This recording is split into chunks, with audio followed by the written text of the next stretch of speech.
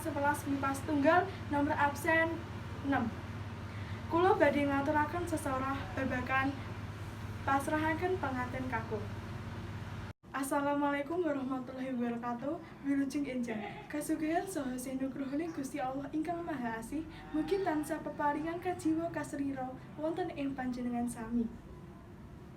Kairing sagunging pakurmatan Ibu saha Bapak Gunawan Wibisana tuwin para putra putri dalasan sakeluwarga miwah para rawuh. Nuwun tumangga pangendikanipun Bapak Santoso Wijaya ingkang anyulihi Ibu saha Bapak Gunawan Wibisana amasrahaken pengantin kakung kaprenga matur minangka sulih sarira Ibu dalah Bapak Sudarmaji. Kula kadhawuhan nampi pengantin kakung ing dalem Jalan Patimura Gangsal Semarang mriki. Pramila kaprenga amartekaken bilih ing samangka wancita basa sedasa ingkang amasrahaken pengantin kakung kula badhe tampi kanthi sae. Andadosaken bambang dalah bingahing manah.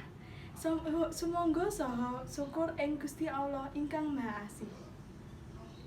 Salajengipun pengantin kakung Dimas Baskara ingkang badhe sarimbit kaliyan pengantin putri Diah Ayu Puspita dumungkap acara cendhaipun.